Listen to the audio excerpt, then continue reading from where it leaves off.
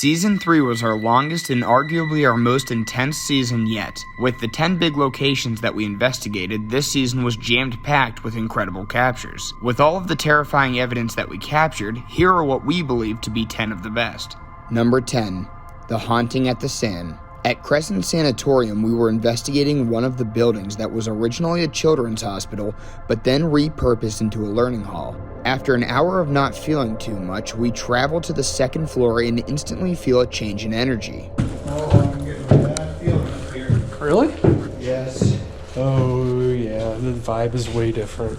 We blindly walk into one room, which we believe to be one of the science offices based off of the paperwork that was left on the desk. Upon entering the room, our K2 device starts detecting some sort of electricity. Whoa, just got a spike. What? Just got a spike. It went up to yellow. Was it yellow? It was a yellow. Okay, I was just making sure that was open. There it is. What? Can you do that again? Go ahead and touch that. It's important to note that the entire complex is without power. We actually had to rely heavily on our portable battery packs and a small generator in order to give us light in our HQ and to power our equipment. Because of this, we couldn't even set up security cams during the investigation. There's no electricity on the entire property, so everything is completely dead. That means if anything spikes our EMF, we can't blame it on maybe an electrical current going here. There's not a single room that has power.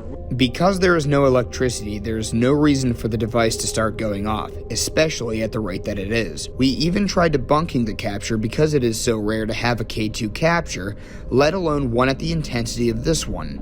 See, look, nothing. My phone is not doing anything. It's on airplane mode, so if I took it off airplane mode, that would affect this. We even noticed the source of electricity moving across the room. Let's say there was something right here with electricity for some reason, that would be consistent. But it's gone.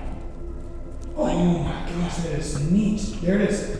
Alright, let's get Is it moving? Even more remarkable in helping prove this capture, we capture a light anomaly directly where the source of electricity moved to, as well as a direct, intelligent response on the spirit box after asking a question. Hey, how you doing? Not too much?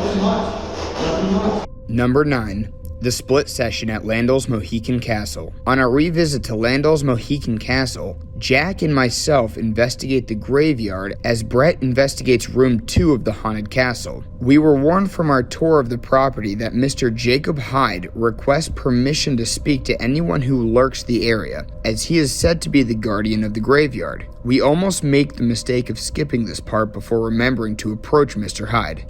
Actually, you know what we should do? We should go to Mr. Hyde. Upon reaching the graveyard, we received 2 direct answers from a clear, older man's voice. Mr. Hyde? Yes. We just have a few questions. Is that okay?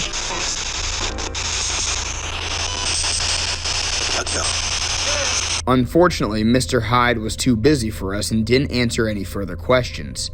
However, we have no doubt in our mind that this was indeed the spirit of Jacob Hyde speaking with us due to the intelligent responses with the exact same voice. But we weren't the only ones capturing intelligent responses at this time. In room 2, Brett was also having an action-packed session using the REM pod. Every question that Brett asked had a perfect answer from the REM pod for a solid 15 minutes. Are you an old spirit? One long beep for yes, short beeps for no.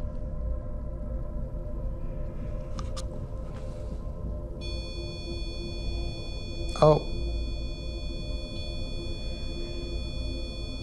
All right, thank you. It's already hard enough to get a capture from the REM pod, so to get a spirit strong enough to trigger the REM pod regularly to answer questions is absolutely remarkable. Number 8. Get Out. On February 19th, 2022 at the Twin City Opera House, the crew was investigating the top of the catwalk above the stage. After being warned already to be quiet, Hey man, if you're up here... Yeah. we continued to push our investigation. At one point, we even mentioned how we weren't going to leave until the spirits activated the REM pod on the catwalk. If you want us to get out, make that red light go off, but until you do that, we are not going to leave. After just a few minutes of investigating, we capture a very angry EVP on our digital recorder yelling at us to get out. What's your favorite beverage?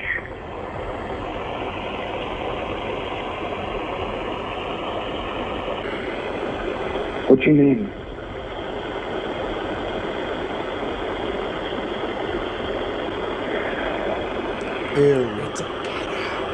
What's your favorite beverage? Even though we can sense the anger of this recording, we still didn't yield, and even pulled out a loud spirit box afterwards. Of course, we caught nothing on the spirit box as these spirits were already fed up with us, but they must have realized that the only way to get us to leave was to light up the REM pod. Oh, REM pod. What? Oh, dude. It's on. We don't believe that these spirits were evil by any means. We believe there might have been a residual show going on, and the spirit that was yelling at us could have been Robert, the stagehand who was just trying to keep the show going and that we were clearly interrupting. The question that still sticks with me today is, what if we had a separate digital recorder rolling on the stage during this time? Could we have perhaps captured a singing spirit? Either way, I don't blame Robert for yelling at us to... Number 7. The Duo Session. At the Fairfield County Infirmary, the crew split up into duos to cover both the inside of the building as well as the outside. On the outside of the infirmary, myself and Jack were investigating the entire property, sweeping SLS and Ovilus. At one point, the Ovilus directed us to go west. Let's walk down the sidewalk. West. We should go west. What's west? Which would have led us to an unmarked graveyard where 1,400 people were buried upright in order to save room for more bodies. These restless spirits made themselves known to us when we entered the graveyard by spiking our millimeter to a 61.1 milligauss reading. Trying to communicate with us. 61.1. You're a freaking I swear to freaking God, dude. Milligauss is simply a unit of magnetic flux density. For those who don't know, spirits are said to be associated with the electromagnetic field, or EMF for short. To show just how high of a number this is, our previous highest EMF reading, after over 3 years of investigating, was an 8. On the inside of the building, Kate and Brett captured the worst threat we've ever encountered. Are you scared of us?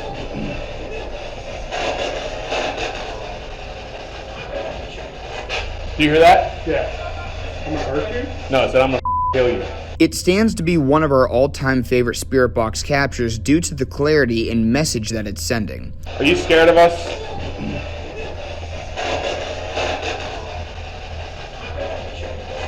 Do you hear that? Yeah.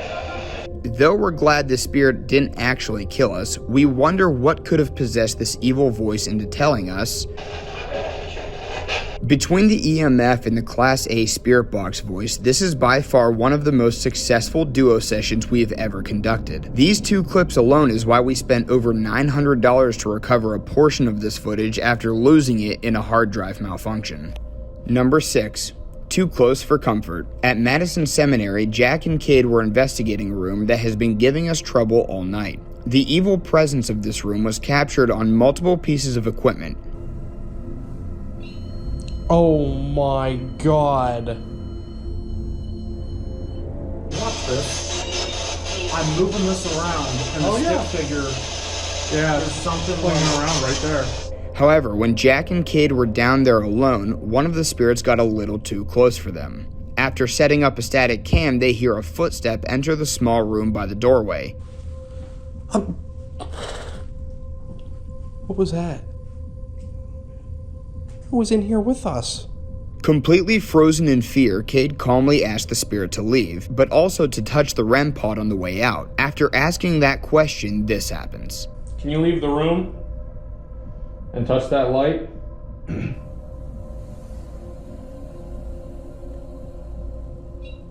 Oh my God. Thank you. The 2 of them were stunned by the reality of what just happened and refused to leave the room.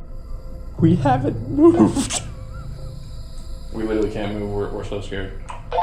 What's funny though is that after the spirit left the room, they could only hear things happening at the end of the hallway.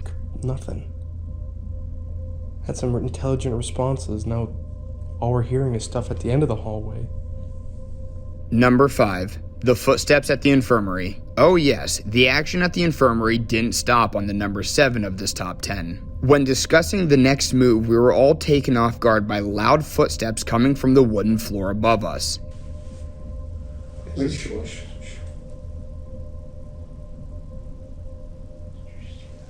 Upstairs.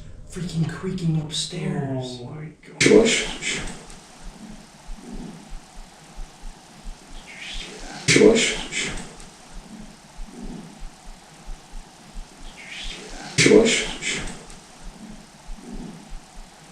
The horrifying part is that we didn't notice until editing the video later on that this was the exact location in which we were warned about on our initial tour. We actually ended up hearing footsteps directly above us, which is odd because where that's at, and I'll show you guys when we go upstairs here soon, that's actually a roof access. You can't, there's like rafters, but it's not like flooring, and that's what it sounded like, almost like someone was dancing or something up there. It was really interesting. Now, if you're asking why simple footsteps are considered one of our best captures, just try to paint this picture. We are in a haunted, abandoned building, completely alone with everyone in our group gathered up together, and we are all silenced by a distinct heel-toe on a wooden floor, walking from one end of the hallway and slowly getting softer as it travels to the other end of the hallway. We have all of these captures using scientific equipment, which we do believe to be very accurate captures, but they just don't give that real feeling of hearing live footsteps in the moment. I stand by this capture today by saying it is one of the scariest experiences of my life. Josh. Josh. Number 4. The warnings at South Main School. On the very last session of our investigation at the abandoned South Main School, we tried a new experiment that is called the Estes method. This method involves a member listening to the spirit box with headphones and shouting out anything that comes through while the other members ask the questions. This is so that the person wearing the headphones is saying unbiased answers throughout the spirit box session. Our S-Box actually allows us to record the session onto an SD, so we're able to play back the audio so that you guys can hear as well. Throughout the session, we gathered a group of specific phrases that leave our stomach in a pit. We assumed that based on the captures, these seem like lost and afraid spirits who have given up any hope. The first phrase we capture is, "Listen, help me please." They said something, help me please. Then followed by, "Gotta listen." As in if these spirits are trying to get our attention quick. Even after passing the headphones to Jack, he too gets the same types of responses. Possibly one of the most frightening ones being, I'm warning you about what's gonna happen.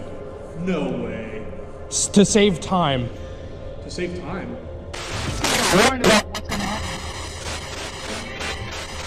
Save time. All right. Upon asking what it could mean, it responds with "willing to know." Willing to know. And we know these responses are intelligent based on the other questions that we asked and got immediate responses to. Did you get sick? And even a spirit calling us out. Jack, you're an idiot. Jack, you're really stupid. You'll never find love. See? He cannot hear us. He can't hear anything we're saying. Jack has a girlfriend. Can you hear the crumbling? Friends are making right now. Oh my gosh, like making fun of him. Making fun of him. Friends are making The unsettling responses don't stop anytime soon, as the spirits in the room inform us You may send. we continue to ask many questions to get answers, and when we bring up the comment about what's going to happen in the future, we are given uncertainty. If you're warning us about something in the future, can you tell Jack something about warning? Just let him know that you're warning us. Because we don't know. You don't know. Or he don't know. Because we don't know.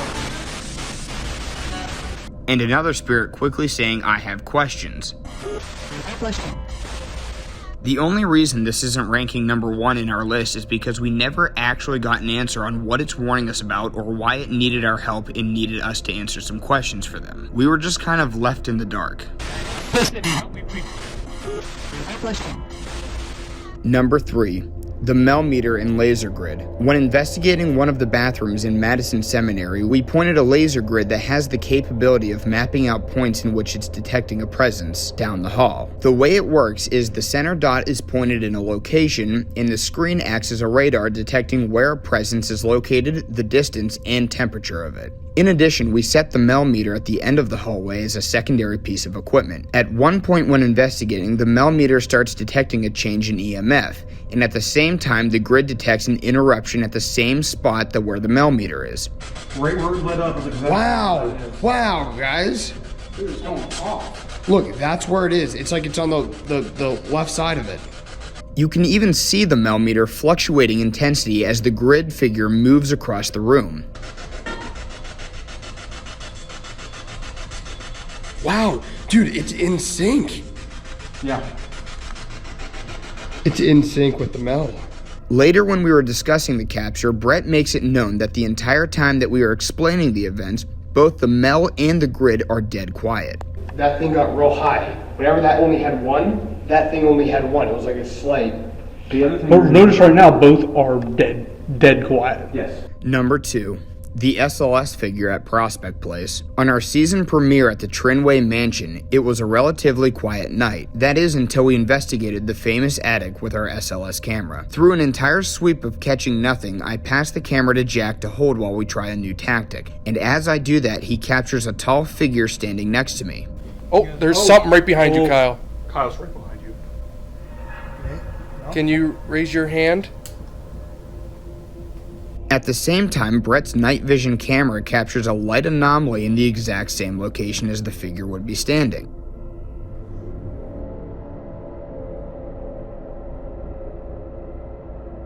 My Ovilus then detects a strong presence through the dots, which indicate how much energy is around the device.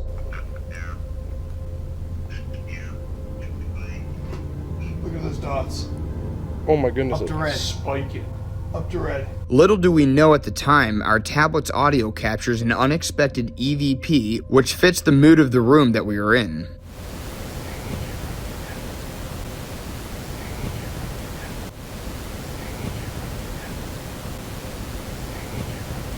Then, my absolute favorite part of this capture is the tall figure actually being seen ducking its head in order to leave the doorway that it towers over. After the spirit leaves the room, our Mel meter detects a change in temperature and our Ovilus is no longer detecting a strong presence. And this thing stopped talking. Yeah. And we're at 62 on this. Jumped up a degree. This is by far one of the craziest series of events with multiple pieces of equipment coming together to agree on a single spirit being present. Before we get to our number 1, here are some honorable mentions. Can you hear my voice? Oh my gosh. Holy cow. What? Was that you? No, that was up there. What the? That was upstairs. Go back. Go. Go, I got it. Oh my gosh. That was loud.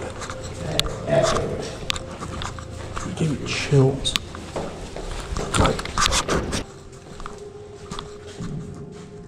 What? Was that you? No, that was up there. What?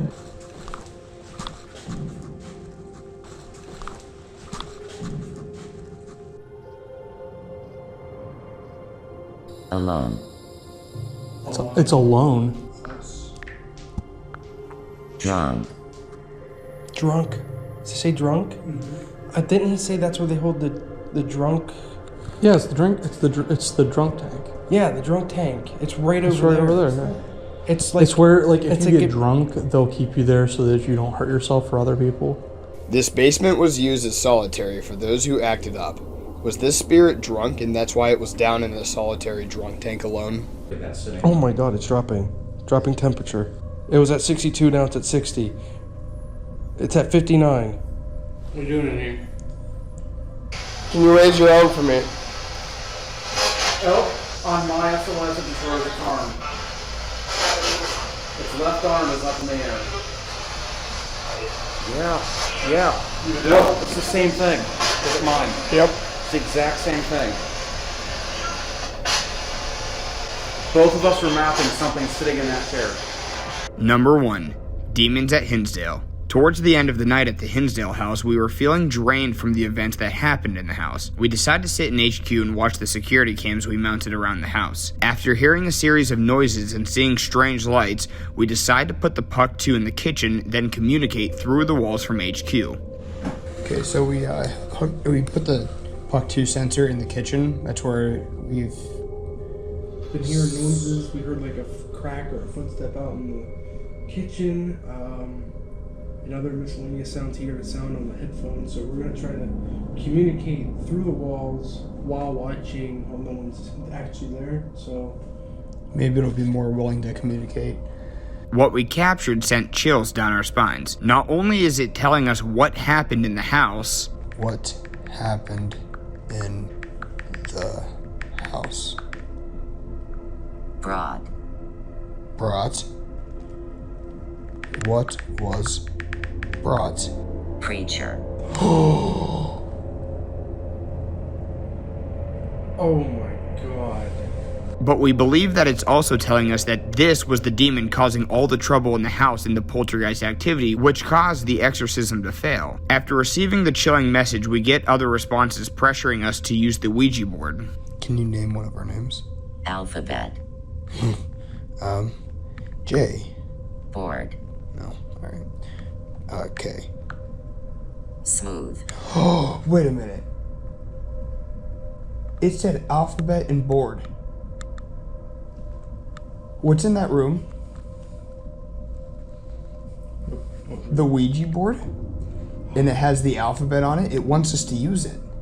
After receiving the chilling message, we also got other responses pressuring us to use the Ouija board, which is just on the other side of this wall. We made the risky but cautious decision to taunt the demon by making it think that we were giving in, by bringing the board to the table and asking what it wants us to do next. What do we do now? Table. Oh my god. No. Unfortunately for us, this demon wasn't buying it and started threatening us. Threat. Where? Now. Oh my god. It's threatening us to do it now. And finally, the demon even throws something unseen in the room. Or else what? Dude. These events in the Hinsdale house eventually had us pack up our things and leave due to completely feeling unsafe. Do you agree with our top 10 best captures for Season 3? Is there anything that you've seen from Season 3 that you think should have made the list?